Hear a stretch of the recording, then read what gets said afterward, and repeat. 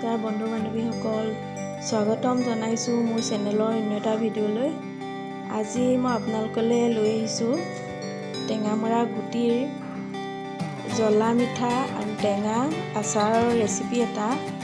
আৰু এই ৰেচিপিটো মই কেনেদৰে বনাম আহকচোন চাওঁ। আৰু এই আচাৰটো বনাবৰ বাবে মই প্ৰথমতে টেঙামৰা গুটি অলপ ডাঙৰ ডাঙৰ চাইজৰ টেঙামৰা গুটি অলপ গছৰ পৰা ছিঙি আনিছোঁ।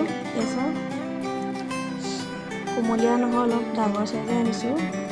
আৰু এই গুটিখিনি মই ভালদৰে ধুই অলপ সময় ৰ'দত পানীটো টোপ যাবৰ বাবে ৰাখি থৈছিলোঁ। আৰু এতিয়া ইয়াৰ পানীটো ভালদৰে শুকাই গৈছে। আৰু এতিয়া মই ইয়াৰ বাকলিটো ব্যৱহাৰ কৰিম, গুটিটো ব্যৱহাৰ নকৰোঁ। তাৰ বাবে মই প্ৰথমতে বাকলিখিনি এৰুৱাই ল'ম।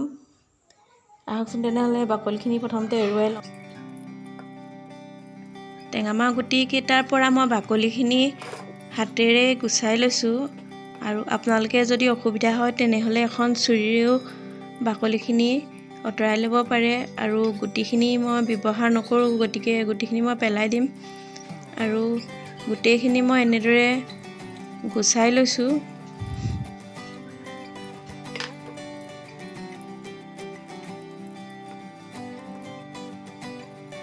ইয়াতে মোৰ গোটেইবিলাক বাকলি এৰুৱা হৈ গৈছে। আৰু এতিয়া মই আচাৰ বনাবৰ বাবে কেৰাহী এটা গেছৰ ওপৰত তুলি দিছোঁ।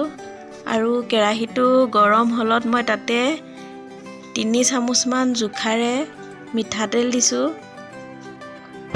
আৰু মিঠাতেলখিনি ভালদৰে গৰম হ'বৰ বাবে দিছোঁ। মিঠাতেলখিনি ভালদৰে গৰম হ'লত মই তাতে এচামুচ 5 ফোৰণ দি দিছোঁ।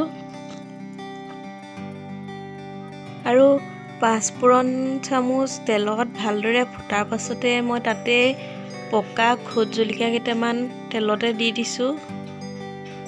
আৰু এতিয়া মই তাতে জিৰা পাউডাৰ দিছোঁ এচামুচ।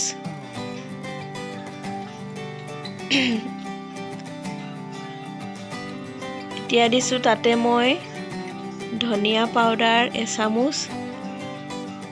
আৰু দিছোঁ হালধি পাউডাৰ এচামুচ। এতিয়া মই ইয়াতে দিছোঁ 2 চামুচ জোখাৰে চেনি। আৰু দিছোঁ 2 চামুচ নিমখ। আৰু নিমখখিনি দিয়াৰ পাছত মই ইয়াতে টেঙামৰাৰ গুটিৰ বাকলিখিনি লাহে লাহে ঢালি দিছোঁ। আৰু হেতাখনেৰে চাৰিওফালে মছলাখিনি মিলাই দিছোঁ। আৰু তেতিয়ালৈকে মিলাই থাকিম যেতিয়ালৈকে বাকলিখিনি গলি ভালদৰে মছলাখিনি মিহলি হৈ নাযায়, তেতিয়ালৈকে মই হেতাখনেৰে এনেদৰে মিলাই থাকিম। আৰু এতিয়া আমাৰ এইখিনি গলি ভালদৰে মিহলি হৈ গৈছে। আৰু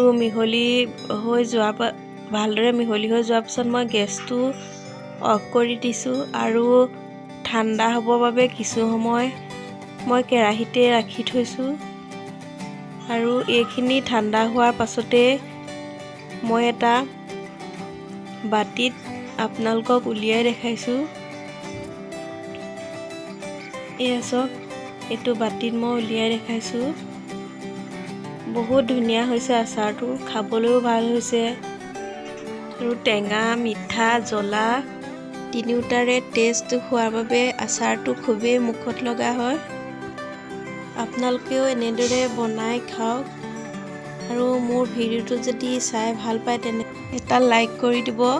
পুনৰ নতুন ভিডিঅ'ত লগ পোৱাৰ আশাৰে আজিলৈ ইমানতে সামৰিছোঁ। নমস্কাৰ।